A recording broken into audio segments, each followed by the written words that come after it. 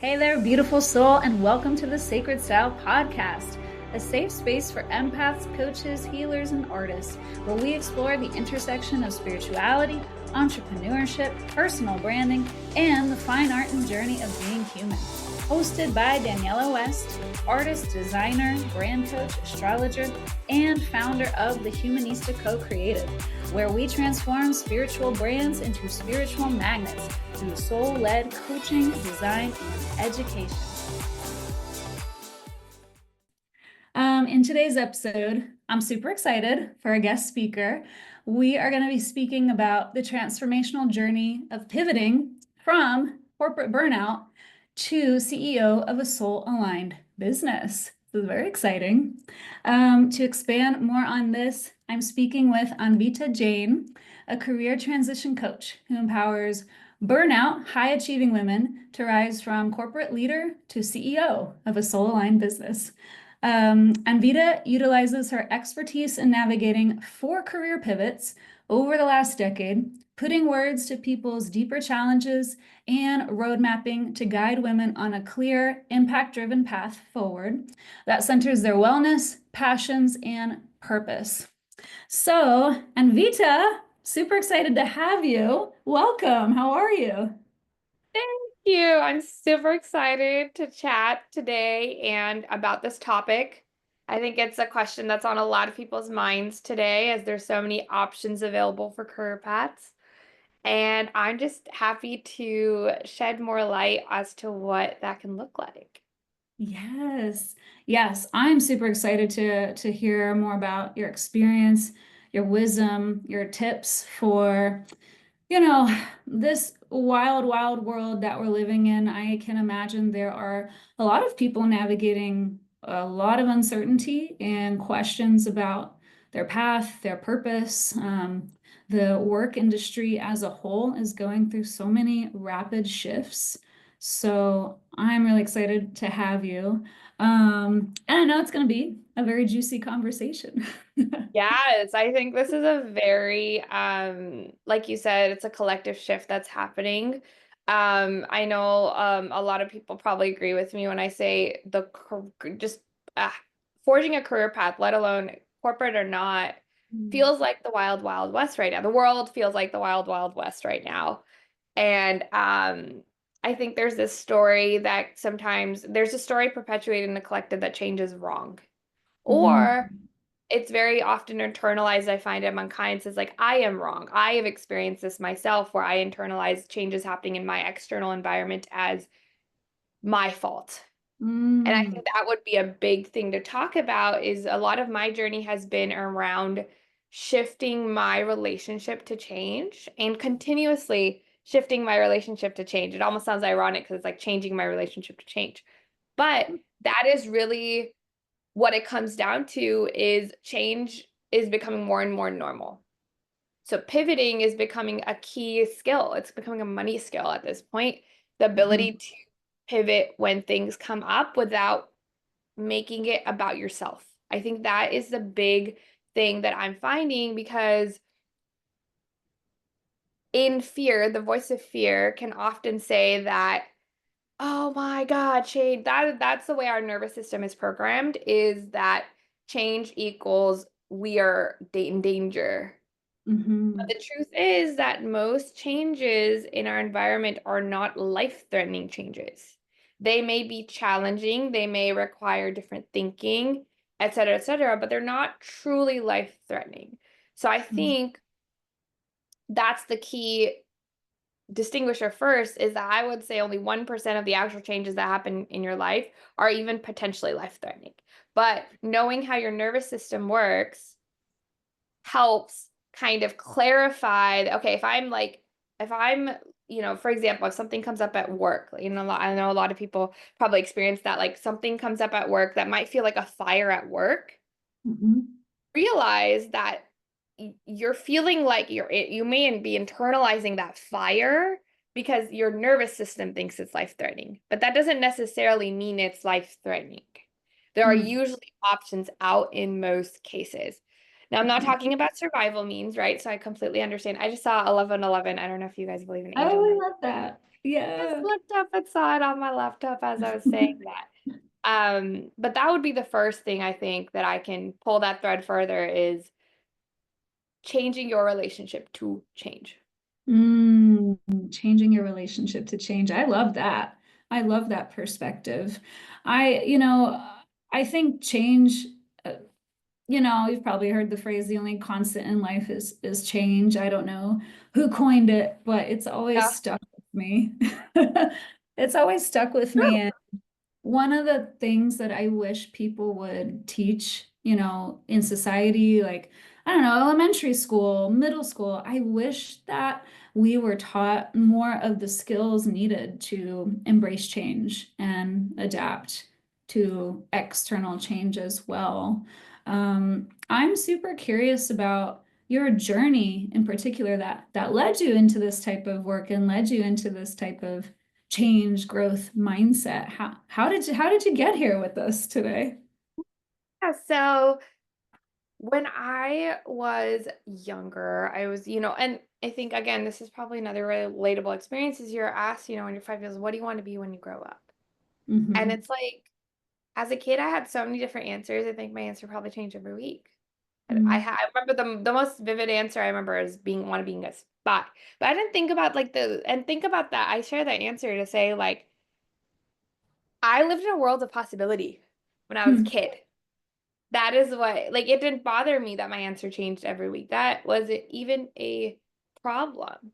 Hmm. And so I think that goes to show is that, as I grew up, what I saw around me was people just staying in one career path their entire life. It was pretty rare to see someone who had just embraced like change in their career path, really, like on a broader level and tried doing different things. That wasn't a very common experience. And we were talking about this concept of a multi-passionate career path, which is basically a career path that combines multiple passions rather than just being one path. And for some people, that one path is works. But for a lot of people, they might find that they're misaligned with trying to squeeze themselves in or their purpose in or just water it down to one path for their entire life. That's a lot of pressure Yeah. for an entire life.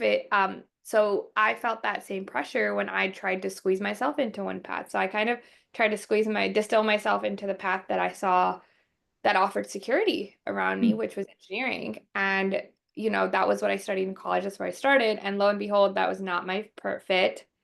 And while I pursued other interests, they felt sidelined.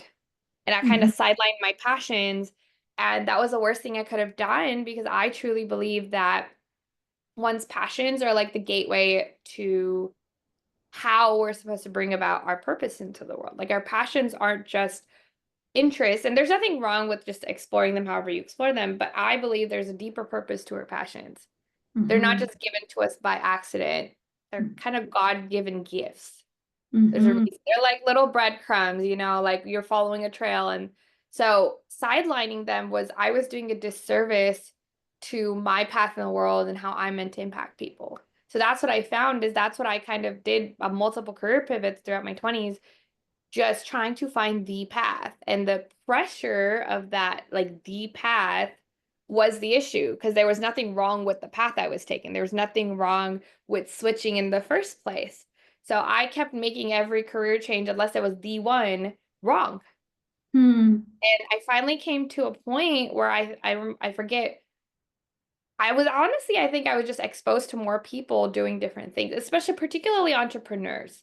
I found that there was Mhm. a little more adaptability I found in the entrepreneurial world because business owners had the freedom to make their business what they wanted to make it, Mhm. right? Versus corporate came with a little bit more of a structure, a predetermined structure, not maybe the person structure. And so that's where I found like, oh, I can combine multiple passions into a path. Then I started working. So I used to be in human resources before I came into the coaching world. And then I started working with, oh, wait, I kind of started taking ownership more of my path. Even within the corporate structure, I do feel like there is a lot more ability to take ownership of one's career. It just takes a mindset shift and then a body shift. I think that was the other piece that's often missing from corporate is the somatic piece. getting your body Interesting. on board, getting your subconscious on board.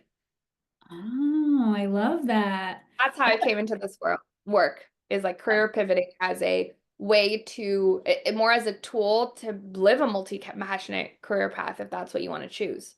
Because there Yeah. isn't that many people out there. I was fortunate, I found, but it took me a while. What if we could get there people faster? What if I could be talking to like high school kids Mhm. younger and encourage it from when that energy is fresh? Imagine if you have people, because if they see their parents following a multi-passionate career path as kids, then it opens a whole new world. And I think that's the beautiful thing that is emerging right now. That is the big opportunity is there's more people following multi-passionate career paths now.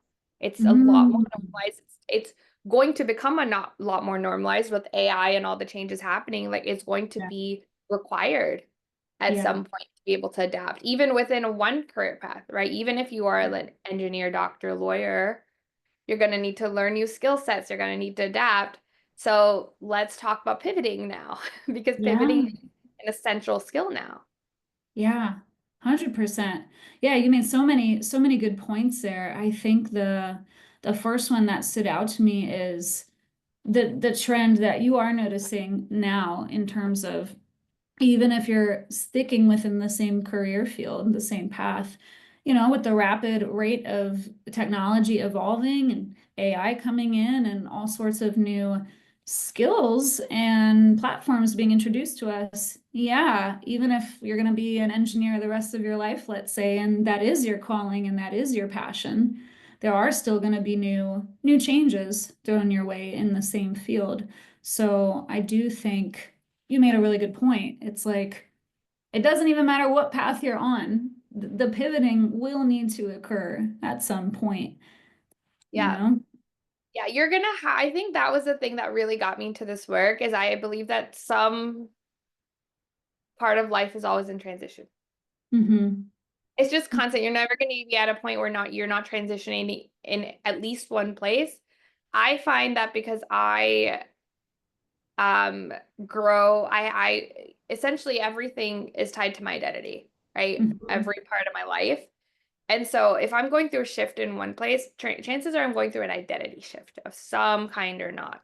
And Yeah. so it will start trickling. It will definitely impact the other areas of my life. There's no way everything is intertwined. I don't really believe that things are just compartmentalized. And that was partially why I took a career lens, is Mm. because your career is a foundational pillar of your life. Yes. I've definitely met people who do try to compartmentalize it, whether that's as a coping mechanism or just the way they learn to function. But I'm like, what if you didn't have to do that? Hmm. Hmm. What if Yeah. you do that? What if you didn't have to do that? Yeah, completely. And I'm also thinking of, you mentioned soul gifts. You mentioned this concept of following the passion. And in my mind, it's like, yes, I say the same thing, following these breadcrumbs of curiosity, following this feeling of like, ooh, when I do this activity, I get energy. Like this lights me up. I've definitely been on that journey the last few years myself, diving into entrepreneurship. It was like I place so much of my identity on one label, one category of the type of work that I'm doing at all times. I relate so much to what you're saying about compartmentalizing work. And I find that I think, at least in Western society, that's definitely a message that I think we get subconsciously as like you can only be defined by this one thing that you do. You know, at least in the US, the biggest question that like my biggest pet peeve of a question whenever I would meet people, can you guess? It's what do What do you you, do? yeah, what do you do for work, right? That's the Yeah. question that a lot of people lead with in the US, Hmm. other Western countries. And I think it's trickling around the world. Mm. My parents are from India. I have relatives in India. I hear about it there too.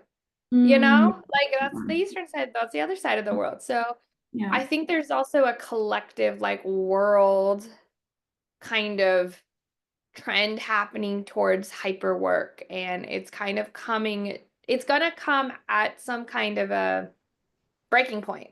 Everything does, Yeah. right? There's always nature is going to counterbalance.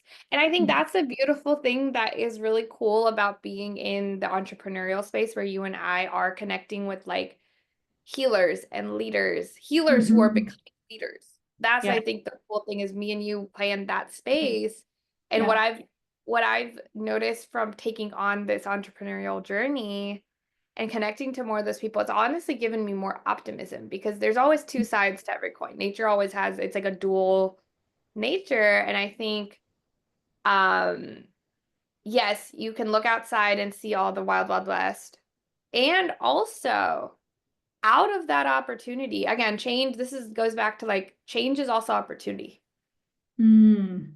Mhm. That's why change happens. That's why Mother Nature pushes you to change. It's Mhm. like it's almost realizing like the primal nature of change is evolution. Mhm. Otherwise, we wouldn't evolve without change. We just wouldn't. Yeah. So there's a very like primal purpose to change. And I think the more I lean into that and remember like, oh, this is like natural, almost Mhm. natural. And so seeing two sides of this, remembering that they're two sides of the same coin, and then being willing to look at the other side and being willing to embrace it. A lot of my misery also came from just an identity of victimhood and just choosing to only focus on the external, on the bad, because focusing internally, focusing on the good, being able to acknowledge that takes a higher level of responsibility, higher level of ownership. And then it also requires personal change, right? So then we talk about the, internal, external mirrors. Yeah. I can talk, a whole episode probably just about that topic. But Mm. that's kind of what I actually lost where we began with this thread. But I think that really helps me stay grounded in Mhm. change is realizing like there's a natural purpose to change and we're meant to change to evolve. Yes, yes, I completely agree. And as you're talking about change, it made me think about, you mentioned nature, you mentioned change. It made me think about the seasons. And as I've been on my evolution, journey of being human, I really have noticed that my phases of change really reflect the phases of nature. I've got my winter period, which could kind of be considered like a dark night of the soul every time I enter my hibernation, my hermit phase, but I find I'm getting more gratitude each time I enter sort of this winter period because it's a great opportunity to go inward and to, clear space, basically. I find it so important. And you mentioned career as foundation as well. It's like you can't really build off of any foundation if it's completely cluttered with stuff that's dragging it down all the time and preventing that expansion, you know? That's a good point. Yeah. And I'd love to yeah. ask you what helps you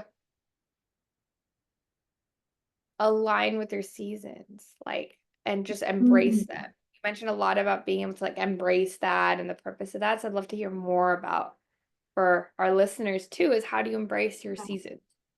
Oh, I love that question. I think for me, astrology has actually been a really huge part of my journey of evolution, my own understanding of self, and the way, and a tool that I use to empower my clients. And so, learning about astrology has also taught me so much about let's say the moon phases, which is also very much nature's these seasons of nature as well. So I think just the more awareness that I gained about the natural cycles of nature and what those actually represent symbolically. For example, you think of autumn. It's a time for shedding. It's a time for pruning, certain habits or certain even pieces of clothing, are certain connections that are not feeling great anymore. They're not providing an uplifting, expansive feeling. So, thinking about the death and rebirth phases that also occur within every single month, every moon cycle. I found a lot of parallels between that and between, the four seasons of nature. So before discovering anything about that, from a more spiritual lens, I was really hard on myself, really, really hard on myself in terms of when I did want to create a change or when I would feel frustration for the state of my life, for feeling stagnant. Because I have felt stagnant so many times throughout my life already. Yes. And it Yes. used to, Stagnancy is, I'd love to pull on that thread a little bit because I was just yeah, thinking about this the other day. Kind of, I was talking about as you were talking, especially with the feeling part, when you said like, yeah, oh, I would, feel wrong almost for mhm, feeling like frustration or frustration, rage, these feelings, right? Because there's a lot of these feelings in the collective. And a lot mhm, of why I take a somatic approach to this work, right? A lot of what you'll see in career development it's very mind, it's very just here and it stops there and that's it. Or it mhm, focuses on the external or forcing or hustling more. And it mhm. forgets the body, it forgets the subconscious, it forgets nature, a lot of that. And so there's feelings. Feelings are a huge part, both for men and women, by the way. I want to say and people who are non-gender conforming. It's for everyone. It's an energetic, right? This really one thing we've lost in this collective is a healthy relationship to emotion and Yes. energy. Emotion is essentially energy that's wanting to move, right? Mhm. Again, this thing of like change being constant, energy is constantly moving. There's a movement that wants, and nature moves. We don't stay. That's why stagnancy can feel uncomfortable, Yeah. is because energy wants to move. That's physical energy through our bodies. That is the seasons, right? Like even a good thing, right?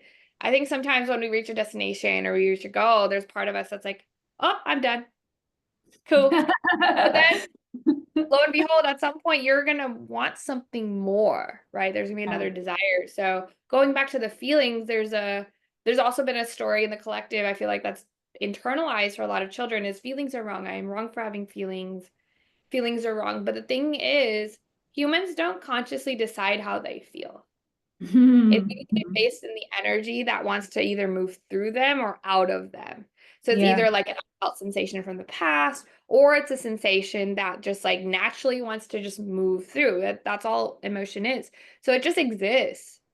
It's Yeah. not right or wrong. It's not like, oh, you get frustrated due to this.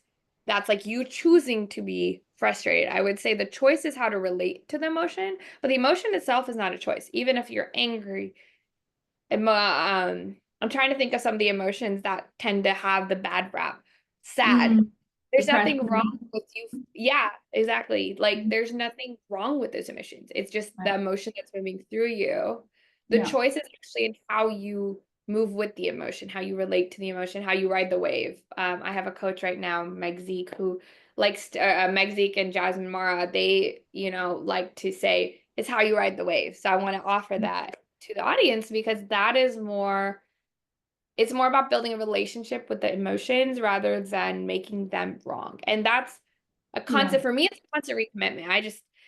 It's so fun. We were just chatting. I had some stuff come up this morning where I was very frustrated and right before this call. And, part of me was telling myself the story of like, I need to show up for like, to record and I need to do XYZ. Why am I frustrated right now? But then I was like, hold on. I didn't, again, emotion is just the emotion that's coming up.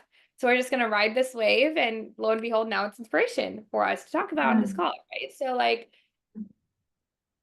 that I share that example to show the power of being able to shift your relationship to things rather than trying to shift the things outside.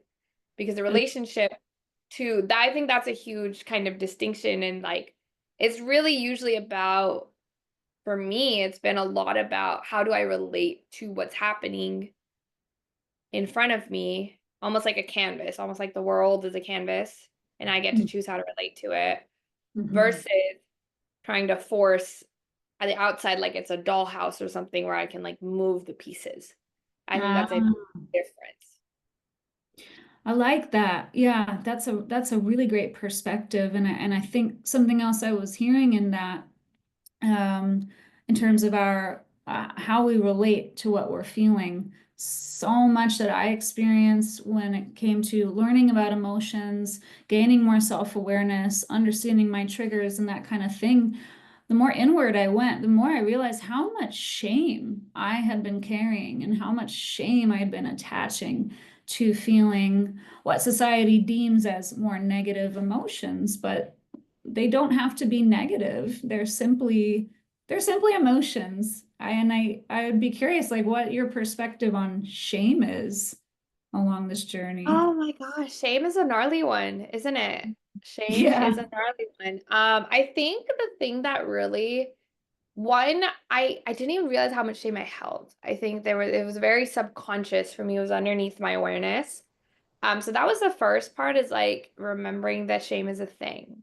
Mm-hmm. And that shame is not just existed, but often used as a tool, I feel, in today's world to again, this goes back to the relation. Shame is often used as a tool to I will go as far to say a manipulative tool in the worst of Yeah, scenarios. I And would so say. I think being aware, I think it's important for a lot of people to become aware of like the shame, Yeah. how shame works naturally, right? Yeah. Like you said, it's an emotion just like it's natural. And I think for me, the transformational thing for me with shame was like realizing that one, how much I shame myself, or how much I internalize shame from outside sources. But two, also that shame perpetuates it more. Like I often, and I say tool for manipulation because I often found myself using it as a tool to try to shift behavior. And that was Hmm. the issue, is that I realized that shame actually doesn't shift behavior. It just locks it in further. It makes it harder. And Mm. that was a big turning point in that, like, the opposite, I wouldn't say the opposite of shame, but what I started have shifted towards using to change behavior is love. If I want to make changes, love is really the most powerful energy that I can use to Mm. shift behavior. But what I found I was actually using was a lot of shame. Mm-hmm. Wow. That was the key shifter. Oh my gosh. Yeah, I can relate so much to that in terms of changing behavior, being able to change mindsets to create positive change in my life. It was like before understanding more about shame and realizing how much of it I'd been carrying most of my life, I had these subconscious messages going on repeat without my awareness of it. I had messages that were telling me, like, it's not okay to let anyone see me cry because that is weakness. Like, never let anybody don't ever cry in front of everyone. Don't get vulnerable with them. It's not okay to fail. These types of internalized messages that just kept me on this rat race of perfectionism and overachieving. And yeah, I'm wondering if maybe you've seen this a lot along Yes. the When you journey. bring up like the hustle culture, that's definitely something that's a huge thing that my clients deal with, right? Like Mhm. central and internalizing that. And a lot of it comes from, taking it one layer deeper than shame. It's this I am not enough. Yeah. That's really what sits underneath the shame, is this belief of I am not blank enough. Usually it's more specific. I am not skilled enough. I'm not capable enough. I'm not XYZ enough. Insert Hmm. whatever you're internalizing from one other person, right? Like how often do we look outside ourselves and see, oh, she's doing this, it's XYZ reason rather than a skill that I can build. And I think this comes down to internal power, because Yes. what shame takes away is choice. Hmm. It doesn't take it away, it just forgets it. That's really Hmm. what it is. I don't even think it takes it away. It's about a remembering of Hmm. what you can choose.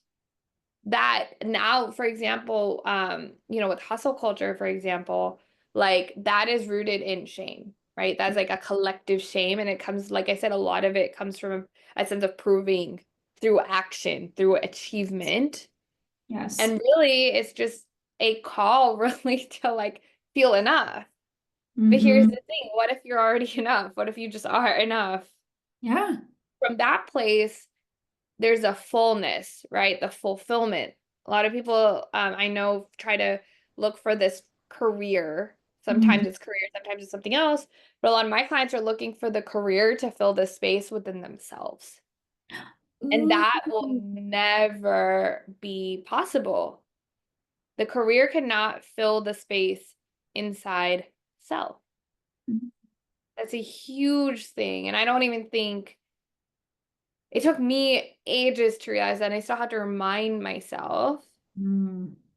is that I need to be filled within myself, period, no matter Mm. what's happening on the outside. My career is an extension of the I am enough. Basically, that's what I'm talking about is internalizing the belief of I am enough as is. Yeah. Then from that place, you have choice. You see your choices more naturally. I just see my choices. I see my internal power. You know, if something goes haywire at work, it's not a reflection of I'm doing something wrong. It's just a natural thing that's happening. But if I'm in a place of calm, then I feel that I can handle this. I can take this on. I can resolve this. And then from those challenges, that's where you evolve. So that's where I was talking about the gifts evolving, right?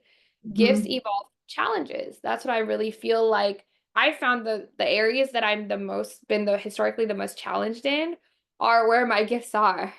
Oh, So yes. that's another piece we can unravel, but let's Yeah. stop there.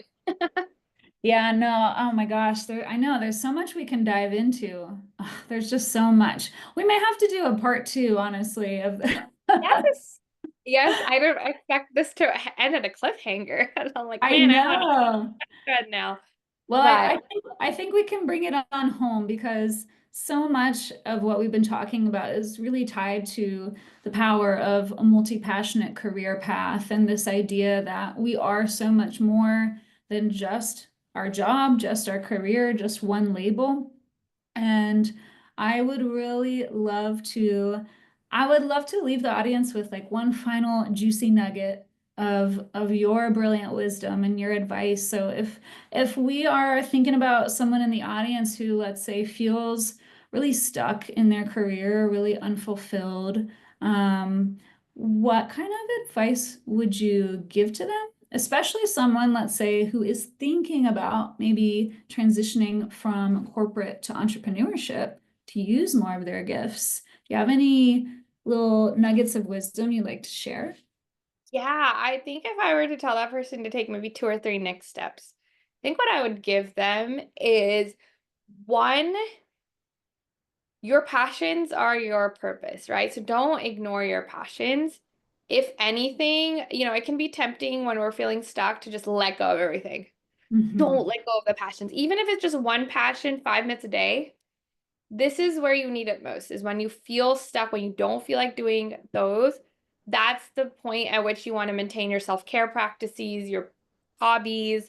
And again, if what you're doing feels like too much, scale it down, but do it. The point is to do at least, I would say even 5 minutes a day can make a huge difference. That's 30 minutes in a week. So Mhm. keep that, maintain that routine, maintain your self-care practices, first of all. Mhm. Second of all, bite-sized pieces, right? So let's break it down. So maybe there's one idea that you're having of like, okay, maybe I'd like this path more. So just start with talking to one person who's maybe doing one thing that you might like or that piques your curiosity just a little bit. It doesn't have to be this pressure of this has to be the path. This has to fulfill me. Like that can be a very tall order. Just start with one conversation about something that piques your curiosity and Mhm. let the breadcrumbs kind of come into place. Use curiosity as a very nice, light tool, something that's like, oh, I'm a little bit like, I'm wondering about that. Just use that as a breadcrumb. If anything, curiosity is a really nice, chill, light tool that I like to offer clients to use because it's not very pressury. It's just something you have questions about and you're looking to explore. So those Yeah. are the two things I would start with is maintain your self-care practices and passions, and then to go have a conversation with someone who's doing something you're at least slightly curious about. I love that. Yeah, those are very, very practical tips that anyone who's listening could actually go ahead and implement right now, guys, Yeah, right now. you literally do it today, which is Yeah. a great thing. And I would love to just bring that home is like, I think pivoting is not, it doesn't have to be hard. Mm. It can be scary, it can be uncomfortable, but that does not mean it has to be hard. I think that's the biggest lesson I'm learning is as we speak is pivoting with ease. And that's really what I Mm. help my clients do is see that it's so much easier than your mind is telling you because when you're overwhelmed, you're so in your head, it can be so hard to see the easy path out. Mhm. So that's the last thing I'll offer is change does not have to be hard just because it's uncomfortable. It can actually be quite easeful and fun and playful. Yeah. And that's the path I would invite the audience to explore is how could you make it easy and fun and playful for yourself and see what comes about from that. I love that. And I would also add, I mean, change is a constant. Change is always within our lives. And even if it feels difficult, change is inevitable. It's going to happen one way or another in whatever timing unfolds. So why not make it more easeful, as what you're saying, Anvita, by following the curiosity, following the trail of breadcrumbs, following those activities, those topics of interest that just light you up naturally, and Yeah. take off the pressure for that to lead anywhere specific. That's bingo. Anywhere specific. It will lead somewhere. There are possibilities, but there has to be a little bit of a detachment. Hmm. For all you know, the thing specific in your head that you're attached to might not even be the best thing for you. Usually it's not. I find in my experience that I either get that or better. Mm, And yeah. usually better. Usually I go back to my faith, I think, a lot with this. Like Mm, God, trusting that God has the best plans in store for me. And maybe I don't really know always what's best for me, and that's okay. yeah. Yeah. That has been a very big lesson for me too along this journey is learning how basically humbling myself. I used to think that I always knew what was best for me and all the plans I made were exactly what I was gonna what was gonna happen. But I love the phrase like man plans and God laughs. I I don't like that. know. Oh, that's Because hilarious. it's been so true. Man plans and God laughs because the universe can always see what is best and most aligned for you. And sometimes you just have to learn how to release controlling the plan so you can listen to what those curious, intuitive nudges are trying to tell you and lead you. Please. Yeah. So, like I said, we could be talking about this for hours and hours and hours. That's But the beautiful thing about this conversation, isn't it? it is. We're gonna have a part two. We're gonna have a part two. It's gonna be beautiful. I'm excited. See you on the other side. I'm excited. Yeah, I'm excited. And Vita, thank you so much for all your incredible, juicy, juicy nuggets of wisdom. Really, like this has filled me up so much listening to Me you. too. Oh, good. I'm so glad. And to everyone listening and watching out there, thank you so much for joining us today and tuning in. And I will catch you guys next time on the Sacred Style Podcast. Bye. Bye, everyone. Subscribe, like, and comment. Thanks for watching.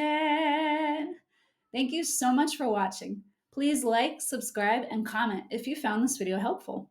If you'd like to take your brand to the next level, check out my brand coaching services, as well as astrology-inspired collection of high-end, high-vibe Squarespace website templates, designed especially for spiritual entrepreneurs to help you create a premium level brand at a fraction of the cost. And exclusive for our YouTube viewers, save 10% at checkout when you use the code YouTube10. All links are in the description below. Thanks again, and I'll catch you in the next video.